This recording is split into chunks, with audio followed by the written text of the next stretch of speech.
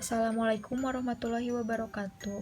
Nama saya Andini Puspawardani dari kelas A ke K3119 dengan NPM 193011038. Di sini saya akan menjelaskan cara mengarsip surat dengan 3 sistem, yaitu yang pertama sistem abjad, yang kedua sistem subjek, dan yang terakhir sistem tanggal. Sebelum memulai mengarsip, pertama-tama saya akan memberitahukan alat-alat apa saja yang dipakai untuk membantu dalam membuat arsip. Yang pertama ada stick note, yang kedua ada perforator, yang ketiga ada stapler, yang keempat ada maps nail header, yang kelima ada HPS berwarna yang berfungsi sebagai pembatas, dan yang keenam ada amplop yang berfungsi untuk menyimpan kartu indeks. Pertama, saya akan menjelaskan pengarsipan dengan sistem abjad. Di sini saya sudah mengisi form index. Form index ini diisi dengan nama-nama perusahaan yang sudah diurutkan berdasarkan indeks nama perusahaan tersebut. Setelah mengisi form index, langkah selanjutnya saya mengisi lembar disposisi. Lembar disposisi ini hanya berlaku untuk surat masuk saja dan di semua sistem arsip yang ada. Yang pertama indeks. Indeks itu adalah nama perusahaan yang sudah diindeks, lalu kodenya BA, lalu ini tanggal diterimanya. Tanggal diterima itu 2-3 hari setelah surat dikirim. Jika semua surat sudah dimasukkan ke dalam maps nail header sesuai dengan urutan yang ada di form index, jangan lupa memberi pembatas seperti ini.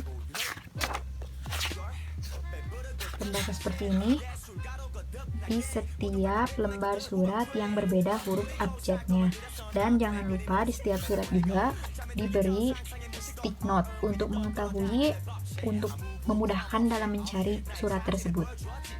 Yang kedua, di sini saya akan menjelaskan pengarsipan dengan sistem subjek. Berbeda dengan sistem abjad, yang pertama diisi di sini adalah daftar klasifikasi.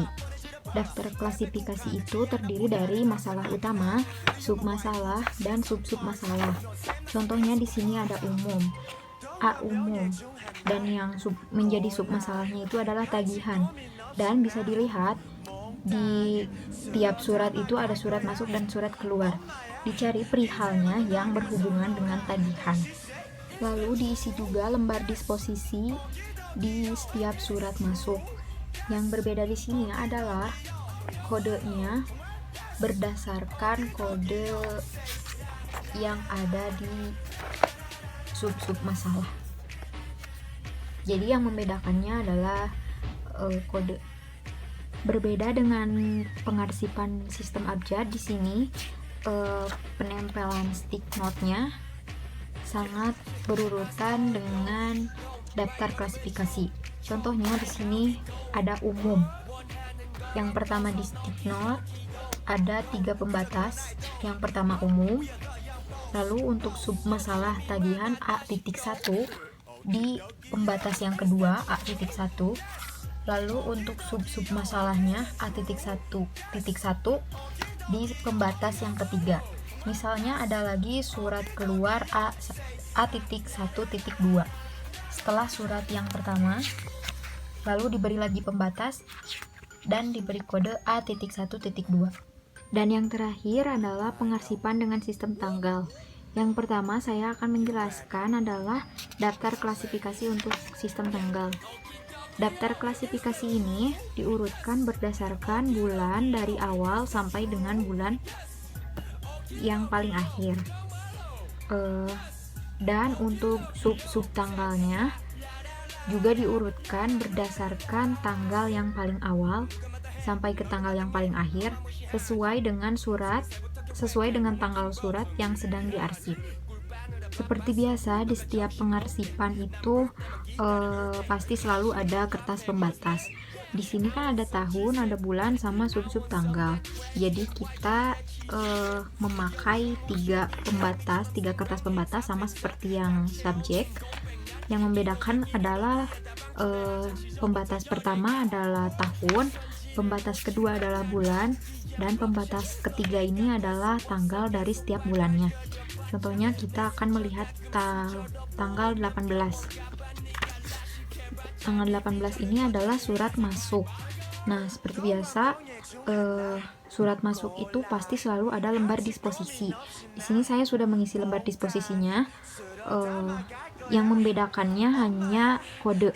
Kode di sini adalah kode tahun, bulan, dan tanggal. Setelah semua surat selesai diarsipkan di dalam map, jangan lupa mengisi kartu indeks. Kartu indeks ini diurutkan berdasarkan sistemnya masing-masing dan diberi stick note sesuai dengan kode sistemnya. Contohnya sistem abjad ini. Setelah selesai diberi kode, dimasukkan ke dalam amplop. Setelah itu dimasukkan juga untuk yang sistem subjek dan sistem tanggal. Kartu indeks ini adalah kartu yang berisi riwayat arsip, gunanya untuk menjadi alat bantu untuk menemukan arsip yang kita perlukan atau arsip yang kita cari. Demikian penjelasan saya mengenai pengarsipan sistem abjad, sistem subjek, dan sistem tanggal. Semoga bermanfaat. Mohon maaf bila ada kesalahan atau kekurangan dalam video yang saya buat. Wassalamualaikum warahmatullahi wabarakatuh.